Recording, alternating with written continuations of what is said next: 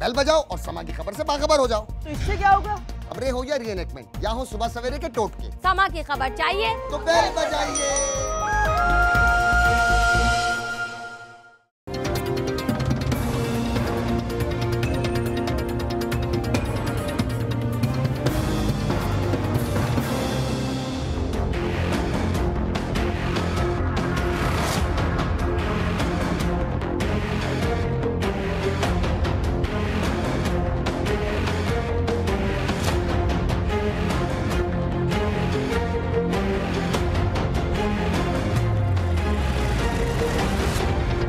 السلام علیکم۔ Prime minister Nawaz Sharif آج جے آئی ٹی کے سامنے پیش ہو گئے۔ پاناما پیپرز کی تحقیقات کے حوالے سے یہ ایک اہم مرحلہ ہے، جہاں آج تو خود میاں نواز شریف پیش ہوئے ہیں اور آئندہ آنے والے چند روز کے اندر شہباز شریف، کیپٹن صفدر اور ہو سکتا ہے کہ مریم بی بی کو بھی وہ جے آئی ٹی طلب کرے۔ اس طرح کی خبریں چل رہی ہیں، اور ابھی ایک خبر یہ ہے کہ شاید استدعا کی ہے جے آئی ٹی نے کہ ہمارے 2 اراکین کو قطر جانے کی اجازت دی جائے، جہاں جا کر شیخ حمد کا جو بیان ہے وہ ہم ریکارڈ کر سکیں۔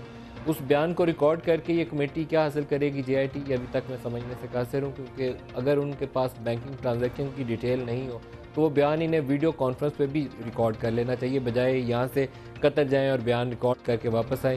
اس سے زیادہ ان کو مل نہیں پائے گا انلیس کہ وہ بینکنگ ٹرانزیکشن دینے پہ انہیں آمادہ ہوں۔ دوسری بڑی خبر میاں صاحب کا وہ پوسٹ انٹرویو، جو ان کی ایک چھوٹی سی پریس ٹاک تھی، اس کے اندر کہے گئے جملے ہیں۔ 2 سے 3 گھنٹے ان کے ساتھ تحقیقات ہوئیں، کیا سوال جواب ہوئے یہ تو ہمیں معلوم نہیں، جب تک وہ رپورٹ پبلک نہیں ہوگی، منظر عام پہ نہیں آئے گی، ہمیں اس کے متعلق کچھ معلوم نہیں ہوگا۔ بنیادی طور پر 13 سوالات تھے جو سپریم کورٹ نے اپنے آرڈر کے اندر اٹھائے تھے کہ یہ پیسہ گلف کیسے گیا، گلف سے قطر کیسے گیا، جدہ کیسے گیا، لندن کیسے گیا، کوئی ٹرانزیکشن کی ڈیٹیل ہوں گی۔ حدیبیہ والا کیس بھی ساتھ مل چکا ہے، اور حدیبیہ کے حوالے سے بھی کچھ کریکٹرز جو ہیں، کچھ جو لوگ ایسے جنہوں نے رول پلے کیا، جنہوں نے تفتیش کی، جیسے رحمان ملک ہیں، وہ بھی سامنے آئیں گے۔ میاں صاحب نے باہر آ کر 3-4 جملے ایسے بولے ہیں جو بڑے ہی میننگ فل ہیں۔ ایک انہوں نے کہا کہ منتخب لوگوں کو اس طریقے سے سازشوں سے گرانے کی یہ جو فیکٹریاں ہیں یہ بند ہونی چاہیے۔ بڑی ڈائریکٹ سٹیٹمنٹ ہے، یہ فیکٹریاں بند ہونی چاہیے، نہیں تو جمہوریت ہی نہیں ملک کی سلامتی کو بھی خطرہ پڑ جائے گا۔ یہ ایک انڈیکیشن ہے، وہ ایک میسج دے رہے ہیں کہ وہ لوگ جو میری حکومت گرانا چاہ رہے ہیں، عام طور پر اگر ہم 90 کی سیاست دیکھیں تو 90 کی سیاست میں یہ اشارہ براہ راست ملٹری اسٹیبلشمنٹ کی طرف جاتا تھا۔ ابھی تازہ ترین جو تعیناتیاں میاں صاحب نے کی ہیں، تو ہم تو ایزیوم کرتے ہیں کہ میاں صاحب اور فوج کے درمیان ایٹ لیسٹ ڈان لیکس والے معاملے کے بعد وہ تناؤ والی کیفیت نہیں ہے، تو براہ راست اشارہ ادھر جانا شاید ہو سکتا ہے ہماری غلط فہمی ہو، لیکن میاں صاحب کا بیان کا تاثر جو ہے کچھ ایسا ہی جاتا ہے کہ وہ فیکٹریاں بند ہونی چاہیے جو عوام کے منتخب مینڈیٹ کو گراتی ہیں۔ تو انہوں نے کہا اگر ایسا ہوا تو نہ صرف جمہوریت اور آئین بلکہ ملک کی سلامتی کو بھی خطرہ پیدا ہو جائے گا۔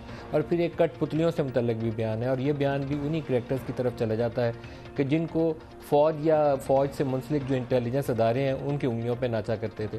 تو یہ بیانات بڑے میننگ فل ہیں۔ پہلے یہ بیان سنتے ہیں، پھر پروگرام آگے بڑھاتے ہیں۔ دکھائیے گا جو کچھ ہو رہا ہے یہ کرپشن کا کوئی الزام نہیں ہے میرے پر، یہ کوئی خرد برد کا کوئی الزام نہیں ہے، اس سے کوئی تعلق نہیں ہے، سرکاری خزانے سے کوئی تعلق نہیں ہے، یہ ہمارے خاندان کے نجی اور ذاتی کاروبار اور اس کے معاملات کو ہی الجھایا اور اچھالا جا رہا ہے۔ اب کٹ پتلیوں کے کھیل نہیں کھیلے جا سکتے۔ عوام کے فیصلوں کو روند کر مخصوص ایجنڈے چلانے والی فیکٹریاں اگر بند نہ ہوئیں تو آئین اور جمہوریت ہی نہیں، ملک کی سلامتی بھی خدا نخواستہ خطرے میں پڑ جائے گی۔ ہمارے مخالفین جتنے جی چاہیں الزامات لگا لیں، جتنے جی چاہیں جتن کر لیں، جتنی جی چاہے سازشیں کر لیں، وہ انشاءاللہ ناکام اور نامراد رہیں گے۔ جی، میرے پاس کوئی طریقہ کار نہیں ہے، نہیں تو اگر ممکن ہوتا تو میں اس وقت کوشش کرتا کہ کسی فوج کے سینئر افسر کو فون کر کے پوچھتا کہ آپ کی کوئی فیکٹری ایسی چل رہی ہے جو عوام کا منتخب مینڈیٹ جو ہے اس کو روندنے کے ایجنڈے کے اوپر ہو، کیونکہ یہ براہ راست اشارہ اسی طرف جاتا ہے۔ اور کٹ پتلیوں کی طرف اشارہ اگر دیکھیں تو ماضی میں پیپلز پارٹی اور نون لیگ کے مابین جب یہ کشمکش ہوتی تھی تو ان دونوں میں سے ایک فریق، جب پیپلز پارٹی کی حکومت ہوتی تھی تو نون لیگ فوج کے ساتھ جڑی ہوتی تھی، اور جب اسی طریقے سے نون لیگ کی حکومت ہوتی تھی تو پیپلز پارٹی نے کہیں نہ کہیں لائن میں لائی ہوتی تھی. اس وقت یہ اشارہ عمران خان کی طرف جاتا ہے, تو امید ہے کہ وہ اس کی وضاحت کریں گے, اور اگر فوج سے بھی کوئی بندہ بول سکتا ہے تو یقیناً بولے, یا اس سے ہٹ کے اگر کوئی ایسی طاقت ہے جو پاکستان میں عوام کا منتخب مینڈیٹ جو ہے مخصوص ایجنڈے کے تحت وہ جو مینڈیٹ ہے اس کو رونتے ہوئے حکومت کو گرانے کے لیے کوشش کر رہی ہے, تو وہ کردار ہمارے سامنے آ جائے تو شاید آسانی پیدا ہو جائے. اب 13 سوالات جو ہیں اس کے متعلق جو ثبوت ہیں, پرائم منسٹر کا اس کے اوپر ایک موقف رہا ہے. جب یہ پارلیمان میں خطاب کرتے تھے تو خطاب کرتے ہوئے کہتے تھے کہ جناب سپیکر یہ ہیں وہ ذرائع, اور پھر یہ بھی کہتے تھے کہ ایک ایک پائی کا حساب دیں گے. لیکن جب سپریم کورٹ کے اندر تحقیقات کا مرحلہ آیا تو سب سے بڑی جو ڈاکومنٹری ایویڈنس تھی وہ ایک لیٹر تھا جو شیخ حمد بن ثانی, جو بھی ان کا نام ہے پورا, انہوں نے دیا, قطری شہزادہ جسے کہتے ہیں, فارمر پرائم منسٹر قطر کے. اس خط کے علاوہ اس سے بڑی کوئی بینکنگ ٹرانزیکشن ان کے پاس دستیاب نہیں تھی, اور خالی وہ خط کا ٹکڑا جو ہے وہ ثبوت کافی نہیں ہو سکتا ان کی کہی ہوئی بات کو ماننے کے لیے. کچھ ڈاکومنٹس, کچھ نمبرز انہوں نے ایک سادہ پیپرز پر لکھ کر کورٹ کو دیے کہ یہ نمبر ہے, لیکن سفید کاغذ کے اوپر اگر میں 100 کے نیچے 80 اور 40 لکھ کر برابر 100 کر کے لکھ کے دے دوں تو عدالت کے لیے وہ ثبوت کافی نہیں ہوگا اگر وہ کسی بینکنگ چینلز کی ٹرانزیکشن کے ساتھ اسٹیبلش نہ ہوتا ہو. سنیے اس کے متعلق کیا کہتے ہیں, پھر ہم سوالات کو آگے بڑھاتے ہیں.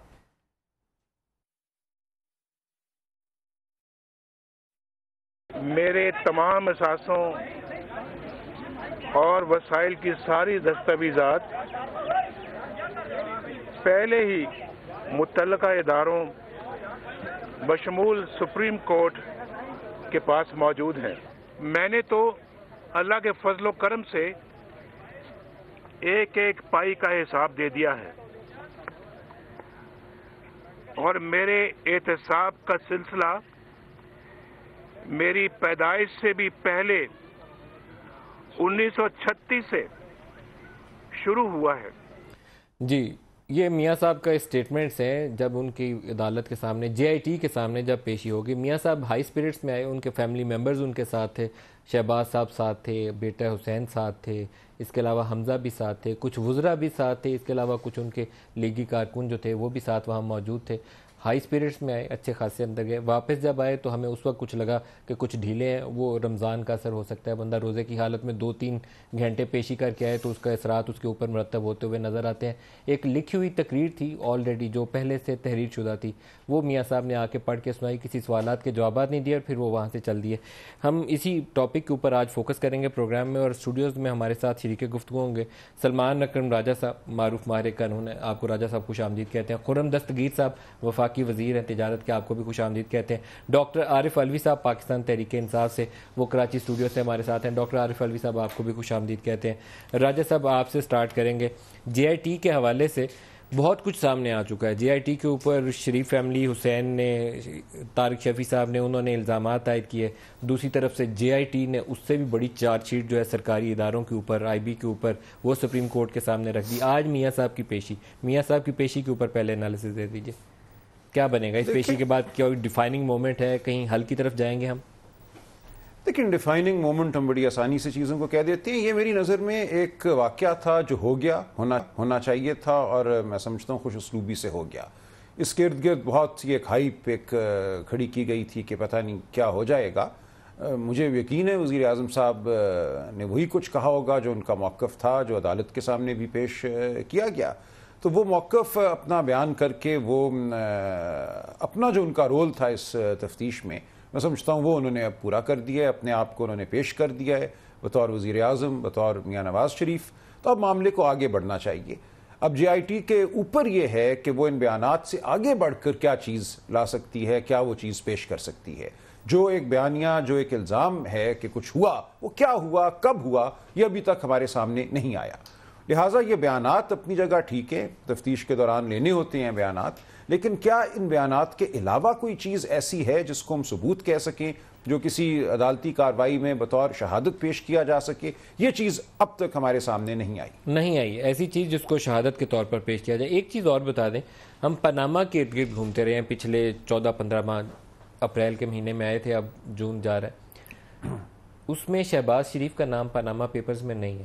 ان کے جو فورن ایسٹس ہیں ان کی ٹیکس ریٹرن میں ڈکلیئرڈ ہے, اور ان کا نام بھی نہیں آیا پاناما پیپرز کے اندر, نہ ان کے بچوں کا ہے. اسی طریقے سے کیپٹن صفدر کا نام نہیں ہے, ان کی اہلیہ کا نام ہے. تو یہ ان دونوں کی طلبی کس ضمن میں ہوئی ہے؟ میں تھوڑا سمجھ نہیں سکا، آپ اگر وضاحت کر سکیں اس کی۔ دیکھیے، یہ تو میں نہیں جانتا، یہ تو جے آئی ٹی کے ارکان ہی بتائیں گے کہ وہ کیا سوچ رہے ہیں، کس سمت میں وہ اپنی تفتیش کو آپ کے خیال میں حدیبیہ اور التوفیق والا ایک لنک جو ہے ظاہر ہے یہ ذہن میں خیال وہ ریلیٹڈ وہی لنک نظر لیکن یہ وثوق سے بات نہیں کہی جا سکتی، لیکن ظاہر ایک خیال ابھرتا ہے۔ اور ایک چیز اور آپ نے دیکھی ہوگی، چودھری شوگر مل کے حوالے سے بھی کچھ کنٹروورسی سامنے آئی جہاں ان لوگوں کی شیئر ہولڈنگ ہے، کیا وہ ایک وجہ ہو سکتی ہے؟ لیکن دیکھیں، جہاں تک چودھری شوگر کا تعلق ہے، وہ پاکستان میں قائم شدہ ایک کمپنی ہے، اس کا ریٹرن ایف پی آر میں بھی ایس ای سی پی میں بھی شروع دن سے جاتا ہوگا، تو ان ریٹرنز کو وہ حاصل کریں گے، ان سے انہیں پتہ چلے گا کہ کون شیئر ہولڈر تھا، کس کے کتنے شیئر تھے، کون کب ڈائریکٹر بنا، کب ہٹا، تو اس سے کیا ثابت ہوگا؟ تو مجھے تو ابھی تک میں ورطۂ حیرت میں ہوں کہ یہ ایس ای سی پی کا جو کہہ رہے ہیں ریکارڈ ٹیمپر ہو گیا، ایس ای سی پی کے پاس تو بڑا ایک روٹین کا معمول کا ریکارڈ ہوتا ہے۔ کوئی بھی کمپنی جو پاکستان میں قائم ہوتی ہے تو بتانا ہوتا ہے اس کے شیئر ہولڈر کون ہیں، اس کے ڈائریکٹر کون ہیں، آڈیٹر کون ہیں، یہی ریکارڈ ہے۔ بالکل مخصوص اگر اس بات کا جواب دے دیں، جو الزام ہے اس کے اندر کہ کیس 2016 میں بند ہوا لیکن ریکارڈ کے اندر بیک ڈیٹ میں، خرم صاحب معذرت کے ساتھ تھوڑا سا لیگل ضرور کریں، تو میں آپ کا ٹائم تھوڑا سا ایکسٹرا ان کو دے رہا ہوں کہ 2013 میں انہوں نے ظاہر کر دیا، اس کی اہمیت ہے، کیوں کیا ایسا؟ دیکھیں، یہ تو چیز پوری جو زیاد سامنے ہوں کہ کیا مفروضہ قائم کیا جا رہا ہے کہ 2013 میں کیس کا بند کیا جانا کیوں ضروری تھا، کیا واقعتاً کیس 2013 میں بند ہوا یا بعد میں ہوا، اس کو جے آئی ٹی کہہ رہی ہے کہ 2016 میں بند تو پھر یہ جے آئی ٹی کو ثابت کرنا پڑے گا، فرام 2013 انہوں نے دکھا کے یہ تو جے آئی ٹی کو ثابت کرنا پڑے گا کہ ریکارڈ میں اس قسم کی ٹیمپرنگ کی گئی کہ جو آرڈر 2016 کا تھا اس کو بدل کر 2013 کا بنا دیا گیا۔ یہ کوئی معمولی الزام نہیں ہے، اگر ایسا الزام ہے تو پھر اس کو ثابت کرنے کے لیے ایک اور تفتیش، ایک اور عمل اس کے لیے ایویڈنس چاہیے پڑے گا، بالکل چاہیے، کیونکہ اس کے میں خرم صاحب کی طرف جاتا ہوں، لیکن ہمارے ذہن میں اس سے جو شبہ پیدا ہوا فوری طور پہ، کیونکہ اپریل 2016 میں یا مارچ میں یہ پاناما پیپرز کی چیزیں سامنے آ گئی تھی، اس کے بعد اگر کیس کو آگے پیچھے کی ڈیٹس میں سیٹل کیا جائے تو وہ کسی اور شبے کو جنم دیتا ہے۔ میرے خیال میں اس کے لیے ڈاکومنٹری ایویڈنس لیکن چودھری شوگر کا مجھے کوئی دور دور تک تعلق پینما کے ساتھ نظر نہیں آتا، اس کے ڈائریکٹرز کا اگر ہو تو پھر مسئلہ پیدا ہو سکتا ہے۔ میرا کچھ میں جانتا ہوں، میں اس کمپنی کے ساتھ کچھ کام کیا ہے، میری نظر میں تو نہیں کوئی تعلق۔ کیا حسین اس کمپنی کے ڈائریکٹرز میں شامل ہیں؟ دیکھیے، یہ میں کوئی تفصیلات تو نہیں عرض کر سکتا، لیکن میری نظر میں اس کمپنی لیکن آپ اس کو رول آؤٹ نہیں کر رہے۔ پینما آئی سے ہرڈ کوئی سم تعلق ویئر، نہیں ہے۔ میں کوٹ نہیں کرتا کسی کو، انہوں نے کہا کہ وہ اس کے ڈائریکٹرز میں شامل ہیں۔ آپ اس کا جواب نہیں، میں اس پہ کامنٹ نہیں کر سکتا۔ خرم صاحب، پرائم منسٹر کی پیشی، آپ کا خیال ہے کہ یہ آج خوش اسلوبی سے اچھا معاملہ طے ہو گیا؟ وہ تو آپ یقیناً کہیں گے، لیکن ماشاءاللہ، لیکن میں فیض سے آغاز کروں گا کہ تم یہ کہتے ہو کہ وہ جنگ ہو بھی چکی جس میں رکھا نہیں ہے کسی نے قدم۔ دیکھیں، یہ بات چاہے جتنی دیر یہ کنٹروورسی چل رہی ہے، ابھی تک ٹرائل نہیں ہوا، ابھی تک ٹرائل شروع نہیں، تفتیشی عمل، انویسٹیگیشن پروسیس۔ ابھی جتنے بھی کاغذات جے آئی ٹی کے سامنے جو سپریم کورٹ کے بہاف پہ وہ اکٹھا کر رہے ہیں، وہ کوئی ثبوت نہیں ہے، وہ مٹیریل ہے۔ ابھی فرد جرم کسی نے عائد نہیں کی، پرائم منسٹر کے اوپر کس چیز کا الزام ہے ہمیں نہیں معلوم، ان کے بچوں پر کس چیز کا الزام ہے ہمیں نہیں معلوم۔ تو وہ لوگ جو کہتے ہیں کہ یہ جنگ ہو بھی چکی اور سب کچھ ہو بھی چکا، یہ الزام کی نوعیت تو موٹی موٹی معلوم ہے کہ پاناما پیپرز کی تفتیش ہو رہی ہے اور وہ پیسہ کیسے باہر گیا۔ دیکھیں نا جی، بات تو یہی ہے کہ جس شخص کا نام ہی نہیں ہے پاناما پیپرز میں، اس کے اوپر کس چیز کی تفتیش ہو رہی ہے، بشمول محمد نواز شریف اور محمد شہباز شریف، ان سے کس چیز کی تفتیش ہو رہی ہے۔ یہ دیکھیں، اس وقت تو یہ ایک یوں لگ رہا ہے کہ ایک جال پھینکا جا رہا ہے کہ جی اچھا نواز شریف کو بھی بلا لو، پھر نہیں سمجھ آئی تو شہباز شریف کو بھی بلا لو، پھر کیپٹن صفدر کو بھی بلا لو، پھر جو ہے محترم سینیٹر رحمان ملک کو بھی بلا لو، کیونکہ انہوں نے کسی زمانے میں ایک ڈوسیے بنایا تھا۔ کوشش یہی ہے کہ کسی نہ کسی ایسا جال پھینکیں جس سے کہیں کوئی کسی ثبوت یا شواہد ایسا سامنے آ جائے، کوئی سامنے آ جائے جس کی بنیاد پہ فرد جرم عائد ہو سکے، لیکن یہ ہونا نہیں ہے۔ ایک بیان کا مجھے مطلب سمجھائیں، میں کافی اس مخمصے میں ہوں، کیونکہ ہمارا تاثر یہ ہے کہ آج کل کوئی وہ مشرف والا زمانہ نہیں ہے جس میں ملٹری ٹیک اوور ہو گیا تھا، اب وہ زمانہ گزر چکا ہے۔ فوج سے آپ کے تعلقات کی نوعیت بھی ایسی نہیں ہے کہ بڑا خطرہ ہو کہ کوئی 111 بریگیڈ موو کرنے والا، ایسی کوئی سچویشن نہیں ہے، نہ ہونے کا امکان ہے قریب قریب، بالکل رول آؤٹ کر رہا ہوں میں اس کو آن ایئر۔ لیکن میاں صاحب کا فیصلہ یہ ہے کہ عوام کے فیصلوں کو رونتے ہوئے مخصوص ایجنڈا چلانے والی فیکٹریوں کو اب بند ہونا چاہیے۔ اگر ایسا ہوا تو جمہوریت ہی نہیں ملک کی سلامتی بھی خطرے میں پڑ جائے گی. یہ وہ کون ہے جو عوام کے منتخب مینڈیٹ کو روندنے والی فیکٹریوں کو کہہ رہے ہیں؟ جس کو کون ہے وہ؟ جی کچھ تو واضح ہیں جو 126 دن کنٹینر پر چڑھے رہے، پھر اسلام آباد پر وہ منتخب مینڈیٹ کو روند نہیں سکتے. ان کو کٹ پتلی کہا ہے انہوں نے، وہ میں ان کو کٹ پتلی کہہ رہا ہوں. جی وہ لیکن یہ فیکٹریاں اسلام آباد پر حملہ آور بھی ہوئے. they're not in a capacity کہ حکومت کو وہ تھرو کر دیں. نہیں، یہ تو آپ کی رائے ہو سکتی ہے نا جی. بات تو یہی ہے کہ ایک ایسا ہیجان برپا رکھنا منتخب حکومت پہ جس کے اوپر جب آپ نے پہلے ایک ہیجان پیدا کیا اور اس کا نتیجہ یہ آیا کہ جوڈیشل کمیشن نے کہا کہ کوئی مینیپولیشن نہیں ہوئی، بے قاعدگیاں ضرور ہوئی ہیں لیکن کسی قسم کی سسٹمیٹک مینیپولیشن. پوائنٹ کے اوپر آ جائیں. یہ بہت اتنا بڑا بیان ہے، میرے خیال میں یہ تمام صوبہ پیپرز کی ہیڈ لائن ہوگا. اس وقت آپ کا الزام تھا ایک former D G S I کے اوپر، جنرل پاشا کے اوپر، پھر جنرل ظہیر الاسلام کے اوپر بھی الزام لگایا گیا جو سرونگ تھے. ابھی یہ کون ہے جو منتخب مینڈیٹ کو روندنے والی فیکٹری کہہ رہے ہیں آپ؟ ابھی یہ وہ ہیں جو ہمیں جو کٹ پتلیاں نظر آ رہی ہیں، ان کے پیچھے جو دھاگے ہلا رہے ہیں وہ نظر نہیں آ رہے. وہ دھاگے کون ہلا رہا ہے؟ میں اس لیکن ندیم ملک نہیں ہلا سکتا، راجہ صاحب نہیں ہلا سکتے. نہیں، ہم تو ہلانے والے نہیں. ہم تو دیکھیں نا، آپ تو حکومت میں تگڑے لوگ ہیں، ہم نہیں اس قابل. دیکھیں نا، بات یہ ہے کہ پاکستان کی آئینی منتخب حکومت کا سربراہ پا بجولا گیا ہے جی آئی ٹی کے سامنے نا. بازار میں کہتے ہیں آج بازار میں پا بجولا چلو. جنرل مشرف کی طرح ایف آئی سی میں جا کے داخلہ نہیں کیا، اچھا کام کیا. ان کا دل نہیں ڈوبا رستے میں، ان کی کمر درد نہیں ہوئی.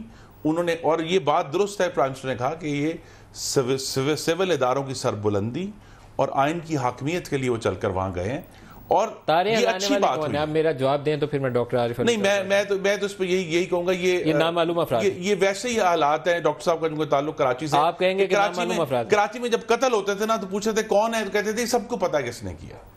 تو آپ یہی کہہ کے جان چھوڑا. میں جان نہیں چھوڑا. یہ دیکھیں، میں اس پہ وریڈ ہوں آنیسٹلی. میں اسٹیٹمنٹ اس لیے دیکھیے ہم سب کو اس بات، اور جس طریقے سے آپ اس کو کنکلوڈ کر رہے ہیں میں اس پہ اور بھی وریڈ ہوں. اس کا مطلب ہے کہ وہ فیکٹرز ابھی بھی انٹو پلے ہیں جو ماضی میں. جی دیکھیے، شاید میں نے آپ کی پروگرام میں کہا تھا، احمد فراز کی بڑی مشہور نظم ہے، جمہوری منتخب حکومتوں کا محاصرہ ابھی ختم نہیں ہوا. ڈاکٹر عارف حلوی صاحب، میں اور ان سے نہیں پوچھوں گا، ابھی انہوں نے وزارت چلانی ہے اپنی.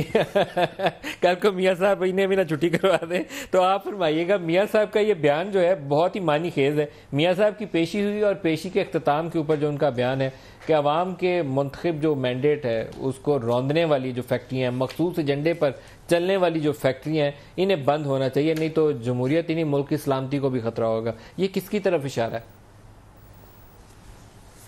یہ مجھے معلوم نہیں، مگر میں سمجھتا ہوں کہ جو عوام سوال کر رہی ہے وہ فیکٹریاں تو بند نہیں ہو سکتی. میں معذرت خواہ ہوں، جتنی بھی خواہش ہو پرائم منسٹر صاحب کی کہ ان سے سوال نہ کیا جائے، اور سوال کیا جائے گا تو جمہوریت خطرے میں ہے، سسٹم خطرے میں ہے. میں اس پر بلیو نہیں کرتا. سوال ان پر کرنا پڑے گا. اور میرا معصوم دوست جو بیٹھا ہے اور جو یہ کہہ رہے ہیں کہ جی پتہ نہیں تفتیش کس چیز کی ہو رہی ہے، تو میں سمجھتا ہوں کہ اگر 6 مہینے میں ان کو یہی نہیں پتہ چلا کہ تفتیش کس چیز کی ہو رہی ہے. میں پھر اعادہ کرتا ہوں اس بات کی کہ ایون فیلڈ اپارٹمنٹس کو ہم نے اٹھایا تھا. ہم نے کہا تھا ایسیٹس بیونڈ مینز ہیں، جتنے انہوں نے ٹیکسز دیے ہیں، جتنا کچھ جمع کیا اس سے کہیں زیادہ ہے، اور لہٰذا یہ بہت بڑی منی لانڈرنگ ہے. اور نیب سیکشن 9 پاکستان کا قانون کہتا ہے کہ اگر ایسیٹس بیونڈ مینز ہوں تو یقیناً اس کو جواب دینا پڑے گا کہ کہاں سے آئے. یہ تو تفتیش ہو رہی ہے. پھر میرے دوست یہ کہیں کہ جی رحمان ملک کو بلایا جا رہا ہے، پرائم منسٹر کے بیٹوں کو بلایا جا رہا ہے. تو بھائی صاحب میری بات سن لیجئے.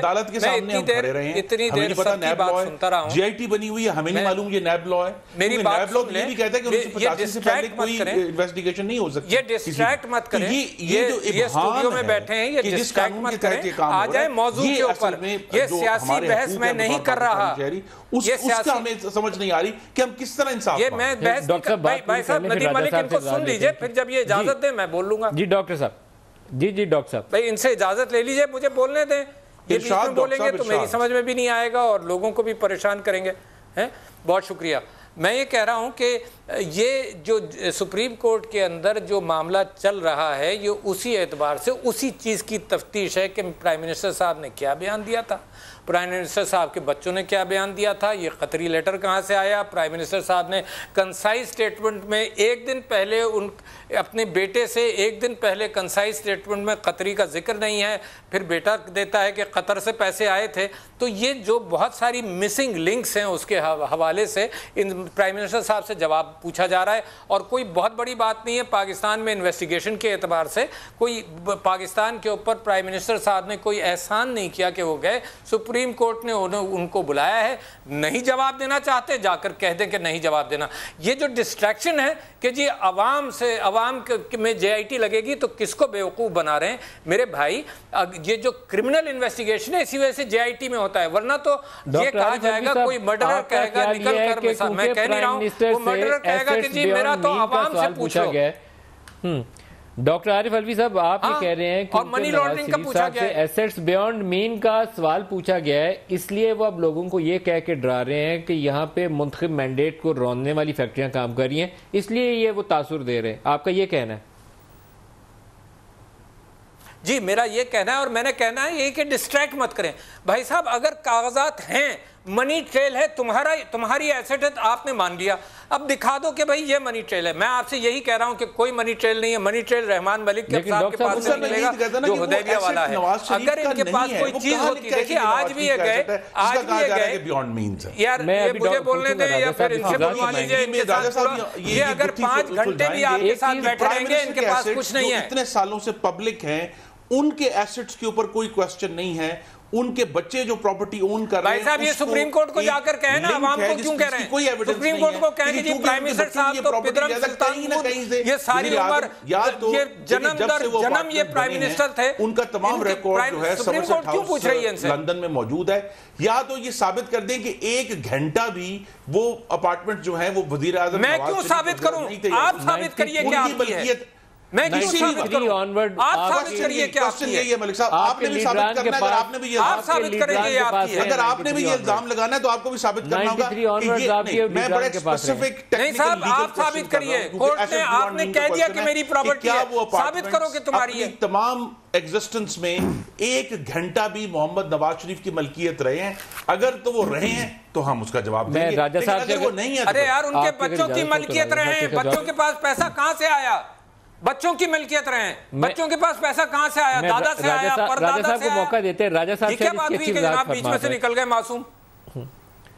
بالکل راجہ صاحب, جب ایسٹ مان لیا جائے, آپ اپنے لفظوں میں بتا دیا جائے, وہ ایسٹ مان لیا کہ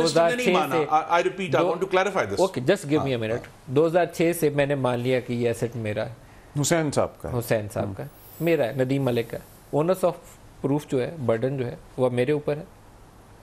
دیکھیں وہ تو اس صورت اگر یہ نیب کی ٹرائل ہو رہی ہو, خرم صاحب نے ٹھیک کہا کہ دیکھیں یہ نیب انویسٹیگیشن پروسیس کے اندر وہ مانگ رہے ہیں تفتیشکار کہ ہمیں یہ چیزیں دی جائیں, اور سپریم کورٹ نے ان کو امپاور کیا ہے پاکستانی لاء کے تحت, اس میں انہوں نے ایکسکلوڈ نہیں کیا کہ نیب لاء کے تحت ایک وضاحت یا ایک جو ذرائع ہیں ان کا اظہار تو کر دیا گیا. نیب لاء یہی کہتا ہے کہ جب میں ایسٹ مان لوں تو برڈن آف پروف میرے اوپر آ جائے گا. یہ بات درست ہے؟ نیب لاء تو لیکن نیب لاء کے تحت ٹھیک کہہ رہے ہیں خرم, اس وقت یہ ٹرائل نیب لاء کے تحت تو نہیں ہو رہی, لیکن نیب لاء میں یہی پروویژن ہے, نیب لاء میں ہے, لیکن اس میں بھی جو بارے ثبوت اس پہ ہے جس کی پراپرٹی ہو وہ اس نوعیت کا نہیں ہے جو پروسیکیوشن پہ ہوتا ہے to prove a crime beyond all reasonable. Sir آپ اس کے اوپر خود کہہ چکے ہیں جب آپ مان لیں تو پھر آپ کے اوپر بارے ثبوت آئے گا. لیکن مجھے ایکسپلین کرنے دیں. یہاں پہ جو واقعات ہیں وہ یہ ہیں کہ حسین صاحب یا حسن صاحب کے پاس کچھ اثاثے ہیں, ٹھیک.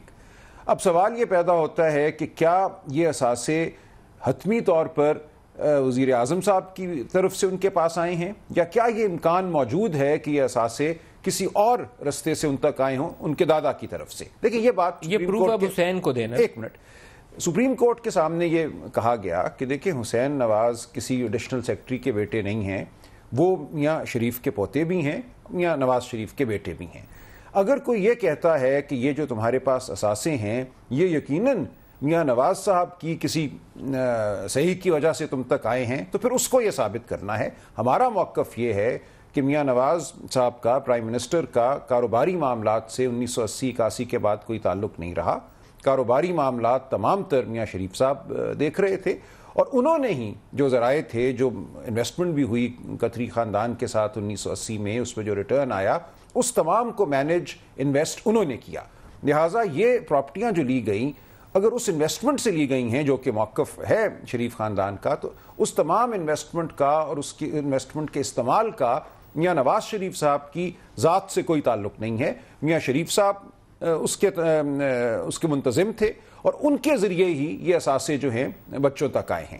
لہٰذا اگر کوئی اس بیانیوں کو جھٹلانا چاہتا ہے، یہ ایک ایسا بیانیہ ہے کہ جو ممکنات میں شامل ہے کہ ایسا ہوا ہو. اب اگر آپ کہتے ہیں کہ نہیں ہم اس کو نہیں مانتے، ایک موقف لے لیا، جس پہ آپ نے الزام لگایا تھا اس نے ایک موقف لے لیا، اب اگر آپ اس کے موقف کو رد کرنا چاہتے ہیں تو بار ثبوت پھر واپس آپ پہ آ جاتا ہے. آپ یہ بالکل غلط بات کر رہے ہیں. آپ پراپرٹی اون کر رہے ہیں کہ 2006 سے میری ہے، اور وجہ بھی بتا رہی ہیں نا. دادا میاں نے ساری مجھے دے دی، بیٹے کو دی نہیں، بیٹے کو نکال دیا، عباس شریف کو بھی نہیں دی، شہباز کو بھی نہیں دی. دیکھیں یہ تو اب آپ یہ تو آپ اس کے اوپر حسین نے جب مان لیا کہ یہ کمپنیاں بھی میری ہیں اور یہ اپارٹمنٹس بھی میری ہیں، دیکھیں مان لیا برڈن آف پروف اب حسین کے اوپر ہے کہ بتائے کہ دادا نے اس کو دی. جی یہ کہہ دیا نا. کہاں کہا دی؟ بالکل یہی تو سارا موقف ہے. سارا موقف یہ ہے نہیں، اس کے اوپر ایز اے لائر آپ خود اوپینین دیکھیں ہر چیز بینک کے ذریعے نہیں ہوتی. موقف یہ ہے آپ یو کے میں پراپرٹی خرید سکتے تھے. نہیں یو کے میں تو پراپرٹی دیکھیں خریدی بھی پرانی تھی، شیئر ٹرانسفر ہوئے ہیں نا صرف. کب پراپرٹی خریدی تھی؟ دیکھیں جو یہ کمپنیاں ہیں نیلسن نیسکول 93 میں ان کے پاس یہ پراپرٹیاں تھیں. 93 میں کس نے خریدی یہ تو ہم نہیں جانتے نا. موقف جب 2006 میں حسین کے نام پہ گئی، جب 2006 میں ہوئی تو اس وقت جو موقف اپنایا گیا وہ یہ تھا کہ ان پراپرٹیوں کے جو شیئر تھے، ان کمپنیوں کے جو شیئر تھے، وہ شیئر ان کو ٹرانسفر کیے گئے. وہ بیرر لینڈ ریکارڈ رجسٹر میں پوری اس کی ڈیٹیل 2006 میں درج ہوتی تھی. اور نہیں میں جو قطری کہتا ہے کہ میں نے پیسہ دیا جس کی سیٹلمنٹ ہوئی، وہ بھی 2006 میں تھوڑی سی بات غلط ہو رہی. دیکھیں لینڈ ریکارڈ میں یہ آتا ہے کہ یہ پراپرٹی ہے، یہ کس کی ملکیت ہے، ٹھیک.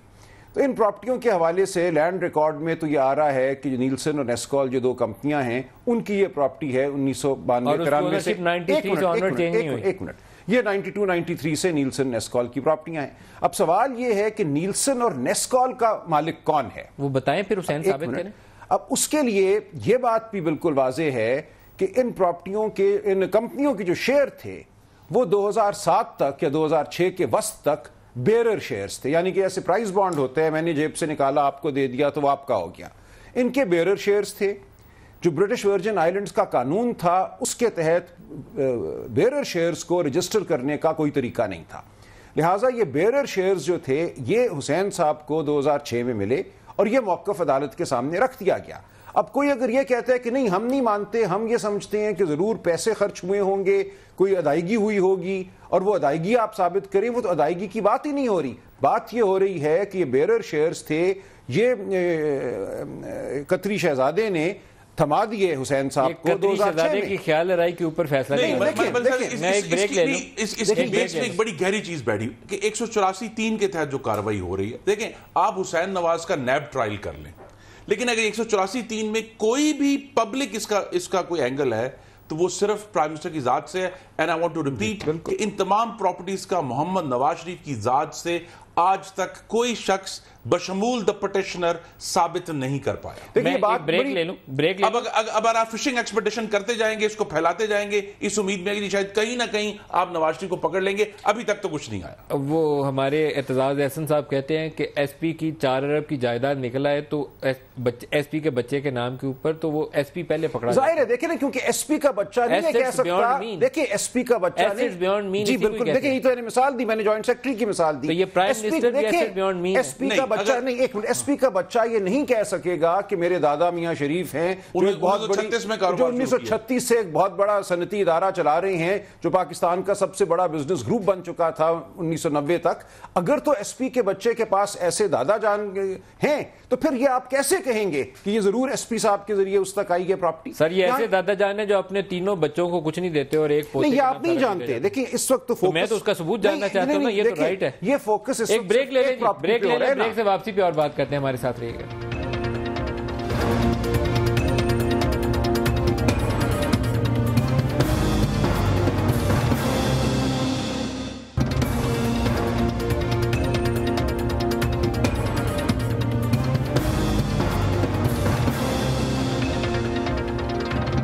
پروگرام میں دوبارہ خوش آمدید کہتے ہیں. ڈاکٹر عارف الوی صاحب کے پاس چلتے ہیں. ڈاکٹر عارف الوی صاحب، ایک تو ان کا جملہ یہ تھا کہ یہ فیکٹریاں بند کی جائیں، لیکن دوسرا جملہ جو تھا وہ میرا تاثر یہ ہے، آپ زیادہ بہتر اس کی وضاحت کر سکتے ہیں، کہ وہ پاکستان تحریک انصاف کی طرف اشارہ تھا. انہوں نے کہا کہ یہ کٹ پتلیوں کا کھیل اب بند ہونا چاہیے. یہ جو ترقی کا پہیہ انہوں نے کہا چل رہا ہے، اب یہ پیچھے کو نہیں گھمانے دیں گے. یہ آپ کے دھرنوں کی طرف اشارہ تھا، وہ آپ جو مارچ کرتے ہیں اس کی طرف اشارہ تھا. یہ ابھی وہ اشارے والی باتوں کے اوپر آپ کچھ کامنٹ کرنا چاہیں گے؟ کٹ پتلیوں کا کھیل. نہیں، میں اس پر نہیں کرنا چاہتا ہوں، مگر ایک وضاحت کر دیجئے کہ جب میں بولوں تو خرم دستگیر صاحب اور راجہ صاحب مجھے انٹرپٹ نہ کریں تو میری بات چلی جائے گی، پھر پورے میں انہماک کے سے آپ ساتھ کو اس کی سنیں بات گے. بھی سنتا رہوں گا. آپ پہلے یہ کٹ پتلیوں کا جواب دیجئے اور پورے انہماک سے سنیں گے آپ کو. انہوں نے جو فکرہ تھا ان کا کہ وہ زمانہ گیا جب میں کٹ پتلیوں کا جواب نہیں دینا چاہتا، یہ اچھا اب کٹ پتلیوں کے کھیل نہیں کھیلے جا سکتے. اصل میں ان کو جواب دینا چاہیے جو جے آئی ٹی ان سے پوچھ رہی ہے، جو بات ہوئی ہے. یہ لکھا ہوا پرچہ لے گئے تھے، پہلے کا لکھا ہوا تھا، لہٰذا جو کچھ اندر ہوا وہ باہر آ کر انہوں نے بتانا بھی مناسب نہیں سمجھا، کیونکہ ان کے پاس کوئی مزید ثبوت نہیں ہے.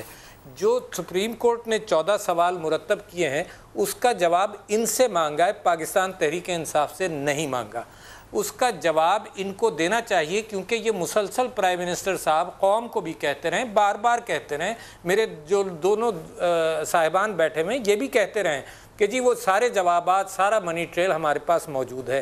میں یہ کہتا ہوں کہ پھر وہی بات آ گئی کہ جی یہ کہہ رہے ہیں کہ جی پرائم منسٹر صاحب کا نام ان جائیدادوں میں نہیں ہے. پرائم منسٹر صاحب کا میں ایک بیان ٹیلی ویژن پر آپ کو دکھا سکتا ہوں، جس میں پرائم منسٹر صاحب نے، نواز شریف صاحب نے خود یہ کہا کہ یہ جو سارے ایسے لوگ جو یہ کام کرتے ہیں کبھی اپنے نام کوئی جائیداد نہیں رکھتے، اپنی اولاد کے نام رکھتے ہیں. یا تو وہ جب جھوٹ بول رہے تھے یا اب جھوٹ بول رہے ہیں. دوسری بات میں آپ سے یہ عرض کرنا چاہتا ہوں کہ اس کو پولیٹیسائز کر کے بڑی زیادتی ہے. جس کے پاس ثبوت ہوتا ہے ندیم ملک صاحب، وہ یوں کر کے دکھاتا ہے کہ یہ میرا ثبوت ہے، یہ ثبوت مجھ سے لے لو، یہ چیزیں میرے پاس ہیں. نہ وہ قانونی پیچے گوئیوں میں پڑتا ہے، نہ قانونی راستے تلاش کرتا ہے، نہ وہ یہ کہتا ہے کہ جی میں نے جو جرم کیا ہے اس کا اصل ٹرائل عوام کریں گے، نہ وہ یہ کہتا ہے کہ جی میں نے جو چوری کی ہے اس کی تفتیش عوام کریں گے، نہ انویسٹیگیشن وہ عوام پر ڈالتا ہے. دیکھیے سیاسی گفتگو اب اس نتیجے پر یہ پہنچے، میرا خیال یہ ہے، میں اپنی رائے رکھ رہا ہوں، یہ اس نتیجے پر پہنچے ہیں کہ کیونکہ یہ کوئی چیز پرووائڈ نہیں کر سکتے تو اس کو پولیٹیسائز کیا جائے.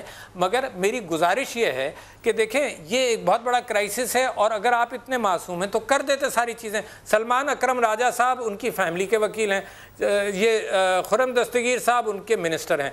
راجہ صاحب نے کورٹ میں یہ کہا تھا کہ جی انہوں نے آ کر ایک دن دکھایا، یہ بیان کرنا چاہتے تھے کہ 12 ملین درہم کیش گئے، تو انہوں نے کہا کہ جی یہ میں 10,000 درہم کا نوٹ لایا ہوں، یہ ایک بریف کیس میں جا سکتا ہے. چلو بھائی یہ چلا گیا ہوگا، مگر پراپرٹی خریدی گئی نیلسن نیسکام کی، آپ یہ خود کہہ رہے ہیں کہ قطریوں نے خریدی، تو قطری تو آپ کے دوست ہیں، قطری تو آپ کے لیے خط لکھ رہے ہیں، کوئی ڈاکومنٹس ان کے پاس تو ہوں گے نا کہ کس بینک سے وہ پیمنٹ ہوا، کس وکیل کو ہوا، کس انداز سے یہ پیمنٹ ہوا. اچھا اس کے بعد پھر کیونکہ پراپرٹی تو قطری نے نہیں خریدی تھی، کیونکہ یہ ٹیکسز خود یہ دے رہے تھے، تو وہ خط کے اندر یہ آ گیا کہ جی پراپرٹی تو ہم نے خریدی تھی، پراپرٹی ہماری تھی، مگر ہم ان سے اتنے دیرینہ تعلقات ہیں کہ سارے ٹیکسز یہ دے رہے تھے.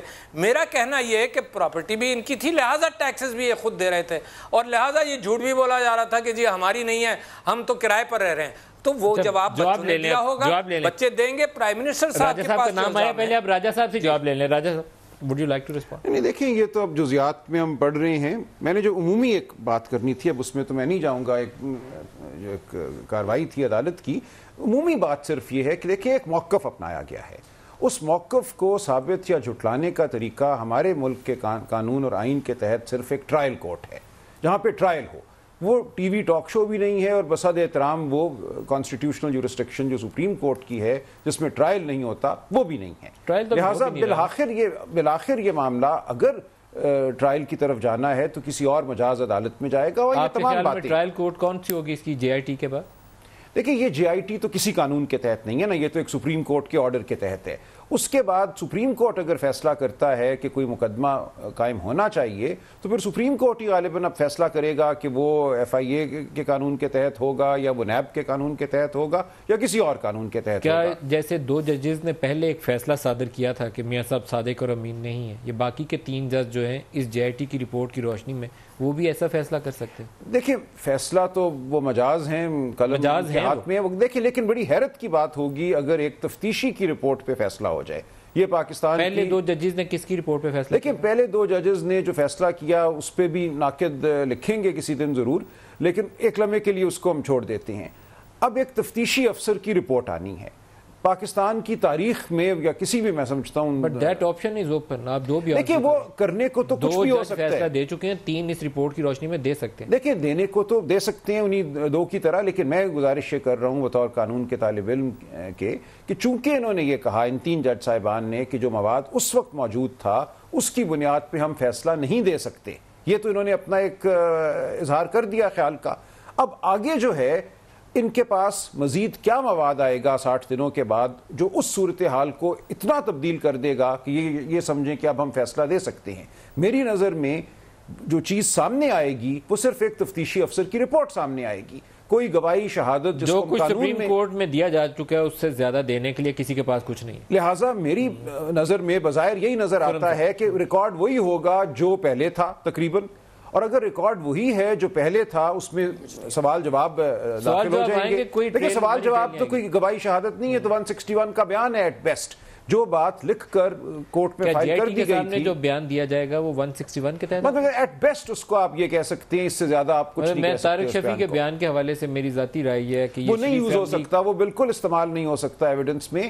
وہ کوئی مقدمہ اگر قائم ہوگا تو اس میں طارق شفیع صاحب یا کسی اور کو اگر بلایا جائے گا بطور گواہ، جو گواہی وہ وہاں ریکارڈ کرائیں گے، ان کا بیان 161 کے تحت کنسیڈر ہوگا. دیکھیں یہ تو کسی ضابطے کی کاروائی نہیں ہے، یہ ایک ایڈ ہاک کاروائی ہے. بہرحال سپریم کورٹ لیکن میں یہی عرض کر رہا ہوں کہ اگر ایٹ بیسٹ آپ اس کو ایک 161 کے اس کی کوئی ویلیو نہیں تو وہ مسائل پیدا کرے گا. اس کی کوئی ویلیو نہیں ہے. دیکھیں اس کو بطور گواہی شہادت نہیں کیا جا سکتا استعمال، یہ بالکل مسلمہ قانون ہے. اور تفتیشی 161 کیا کہتا ہے؟ 161 کچھ نہیں کہتا، وہ صرف یہی کہتے ہیں ایک بیان آپ نے دیا. یہ 164 نہیں ہے. 161 تو صرف مختلف چیز ہو جاتی ہے. یہ صرف ایک پولیس افسر کے سامنے ایک بیان ہے جس پہ آپ سے دستخط بھی نہیں لیے جا سکتے.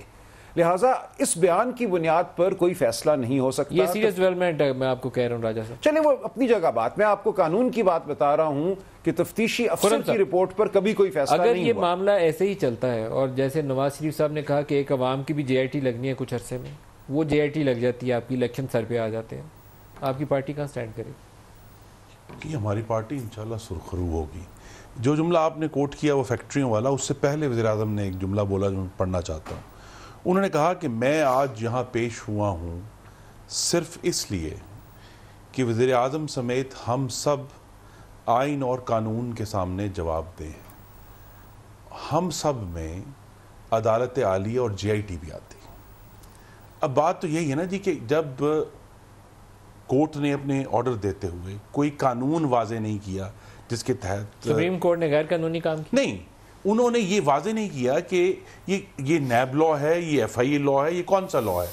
اب جب انہوں نے واضح نہیں کیا تو میری ناچیز رائے میں، اور میں جو کہ قانون دان نہیں ہوں، انجینئر ہوں، میری ناچیز رائے میں پھر سی آر پی سی پوری طرح ویلڈ ہے اس کے اوپر. پھر قانون شہادت پوری طرح ویلڈ ہے جو یہ کہتا ہے کہ جناب اگر 118 117 118 119 خاص طور پہ 118 ہم جو سمجھتے ہیں کہ بڑا کی اس کے اندر وہ کلوز ہے قانون شہادت کا. اب یہ ساری باتیں جو ہیں اگر ایکسیپشنز کریٹ کی جائیں گی، اگر سپریم کورٹ یہ کہتا ہے کہ نہیں جی باقی پاکستان میں ویڈیو ریکارڈنگ نہیں ہو سکتی لیکن یہاں ویڈیو ریکارڈنگ ہوگی، تو بات تو یہی ہے کہ یہ قانونی سوالات اس لیے اٹھ رہے ہیں کہ قانون اور حکمرانی کا مطلب یہ نہیں ہے اس کا صرف ایک حصہ ہے کہ جے آئی ٹی نے وزیر اعظم کو بلا لیا، یہ قانون کی حکمرانی ہے. لیکن قانون کی حکمرانی یہ ہے جے آئی ٹی تمام ویڈیو ریکارڈنگ کر رہی ہیں. سنیں، ہاں اس میں ہارم کیا ہے؟ اس میں ہارم وہی ہے جو 161 میں جو منع کیا گیا ہے نا سگنیچر لینے سے. کیوں منع کیا گیا ہے کہ جب تک 164 کے تحت میجسٹریٹ کے سامنے بیان نہیں ہوتا، عدالت کہتی ہے ہم اس کو شہادت کے طور پر نہیں مانیں گے، یہ سپریم کورٹ نے کہا. لیکن انہوں نے کہا کہ اس سے آپ کا استحقاق مجروح نہیں ہوتا. تو انہوں نے کہا ویڈیو ریکارڈنگ نوٹ لینے کے کام ہے. یہی بات ہے نا کہ وہ میرا خیال ہے کہ یہ آپ کو سپورٹ کرتی ہے ذاتی طور پر. جہاں طارق شفیع کے اوپر یہ آیا کہ اس نے دھمکی دی، اس کو یہ کہا گیا عدالت کے اندر کہ دھمکی دی تو 16 سال کے لیے اندر جائے گا، تو تو وہ ویڈیو ریکارڈنگ منگوائیں اس کی پورے انٹرویو کی 16 یہی بات تو پریزیڈنٹ نیشنل بینک نے بھی اپنے خط میں کی ہے کہ ویڈیو ریکارڈنگ دیکھیں آپ چلوائیں سپریم کورٹ میں. سوال یہی ہے کہ راجہ صاحب درخواست دے چکے ہیں. بالآخر معاملہ جو ہے وہ قانون اور آئین کے مطابق ہونا ہے. ایکسیپشنز کریٹ ہوئی ہیں, ایمبیگویٹی ہے قانون کے اندر, اور as I said in the end یہ آپ جو بھی کہیں بچوں کا جو بھی ہے معاملہ پرائم منسٹر کی ذات کا ہے کہ ان کے اوپر لائبلٹی کیا چیز اٹریکٹ کرتی ہے. ان کے ایسٹس تو پبلک ہے, یا تو آپ کہیں کہ یہ والے ایسٹس جو ہیں جو آپ نے ڈکلیئر کیے ہیں وہ بیونڈ یور مینز ہیں, لہذا آپ صادق اور امین نہیں رہے. اور دوسری بات یہ ہے جو ایک بڑی ابہام رہ گیا ہے, میں again as a student law کہوں گا کہ how can you trample over article 66 of the constitution. آئین میں امیونٹی ہے پارلیمنٹیرینز کو جو بات وہ آن دا فلور آف بلکہ تمام پروسیڈنگ جو پارلیمنٹ کی ہیں وہ پروٹیکٹڈ ہیں, they can not be challenged in any court on the floor of the house کے اوپر انہوں نے کسی نے ان کو ڈسکوالیفائی نہیں کیا. تو میں یہی عرض کروں نا کہ عوام سے خطاب بھی کیا, یہ ساری باتیں جو ہیں جو پارلیمنٹری امیونٹی کے قوانین ہیں. اور آخری بات بڑا اہم بات ہے میری سزائی ہے, ہم کیونکہ بار بار یہاں بات کرتے ہیں کہ جی ادارے کام نہیں کر رہے. کیا ادارے کام کرنے کا مطلب یہ ہے کہ آپ جو ایکیوزڈ ہے ان کے سول اور فنڈامنٹل رائٹس کو روند کر گزر جائیں چونکہ ادارے کام نہیں کر رہے؟ کون سا رائٹ نہیں روند سکتے نا. کون سا رائٹ روندا گیا؟ حسین نواز کی تصویر کس طرح ریلیز ہو گئی؟ یہ پورا رائٹ ہے آپ کا کہ سپریم کورٹ سے جا کے استدعا ہم نے کہا ہے نا, یا جو ہے لڑیں اس کیس. ابھی بینچ نہیں بنا تو 6 دن پہلے واٹس ایپ کالیں کیسے ہو؟ سپریم کورٹ کو سزا دینی چاہیے اس شخص کو اور اس کا نام بتانا چاہیے اور اس کو ذمہ دار. اور میں یہ بھی عرض کروں گا, عدالت عالیہ کے سامنے ہم سب کارروائیاں پڑھتے ہیں, اگر کوئی کسی صوبے کا آئی جی آ کے کہتا نا کہ ہم نے انکوائری کی ہے اور ہم اس کا نام نہیں بتا سکتے تو اس کو بات پھینک دیتے. میں صرف یہ کہنا چاہتا ہوں میں صرف یہ کہنا چاہتا ہوں کہ جنہوں نے تصویر ریلیز کی جو کچھ ہوا اس کو سزا ملنی چاہیے. دوسرے یہ کہ یہ جو ویڈیو ریکارڈنگ ہے یہ کم سے کم یہ ضرور ہے کہ اگر ظلم اور زیادتی ہوتی تو یہ کہتے کہ جی ویڈیو ریکارڈنگ منگا کر دیکھ لیجئے. یہ اچھا ہے کہ ویڈیو ریکارڈنگ ہو رہی ہے, ورنہ یہ کہتے کہ وہاں مار پٹائی بھی کی گئی اور دھکے بھی دیے گئے. میں دوسری بات یہ کہنا چاہتا ہوں کہ جو سلمان اکرم راجہ صاحب کو یہ بات برملا کہنی چاہیے تھی کہ جو آرڈر ہے اس کے اندر بھی یہ بات لکھی ہے, جو 2 ججز نے کم سے کم ڈسکوالیفائی کیا, انہوں نے کہا جی ان کے خلاف پروسیڈنگز ان کورٹ کی جائیں, ان کے کرمنل پروسیڈنگز کی جائیں تاکہ یہ تو وہ جو جواب آپ مانگ رہے تھے کہ اس کے بعد کیا ہوگا, تو پہلے ہم تو یہ کہہ رہے ہیں کہ پرائم منسٹر صاحب کو جھوٹ بولنے پر ڈسکوالیفائی کیا جائے. The entire proceeding of the court is on that basis. جو کرمنل پروسیڈنگ ہوگی, جو تفتیش ہوگی کہ پیسہ کہاں سے آیا, کس طرح سے لے گئے, یہ یقیناً قانون شہادت کے انداز سے اور نیب لاز کے اندر ہوگا. تو یہ فرق تو وکیل صاحب کو بتانا چاہیے تھا جو میں آپ کو بتا رہا ہوں. یہ سارا ڈیفنس جو ہے کہ جی پرائم منسٹر کا نام نہیں ہے اور یہ نہیں اور وہ نہیں ہے, یہ تو وہاں پر ان کو کرنا پڑے گا. فی الحال پرائم منسٹر صاحب نے جھوٹ بولا ہے پارلیمنٹ میں اور قوم کے آگے. That is the entire proceeding, اور اسی کی بات ہونی چاہیے. ہم نے تو کہا تھا اوپن کورٹ میں لائیں تاکہ چہروں سے پتا چلے کہ جب جھوٹ بولا جاتا ہے تو چہروں سے پتا چل جاتا ہے کہ کیا ہوا. تو لہٰذا جے آئی ٹی کی رپورٹ جو ہے اس کے اوپر کنوکشن نہیں ہو سکتا. جے آئی ٹی کی رپورٹ پر ڈسکوالیفیکیشن ہو سکتا ہے, کنوکشن کے لیے کورٹ میں جانا پڑے گا, ٹرائل کورٹ میں جانا پڑے گا. اکثریتی فیصلے کے تحت بات کریں گے, یہ بالکل ان کی تمام بات اقلیتی فیصلے. سلمان اکرم راجہ صاحب, خرم دستگیر صاحب, ڈاکٹر عارف علی, شکریہ آپ ہمارے ساتھ رہے. آج کے لیے اتنا ہی, اجازت دیجیے, خدا حافظ.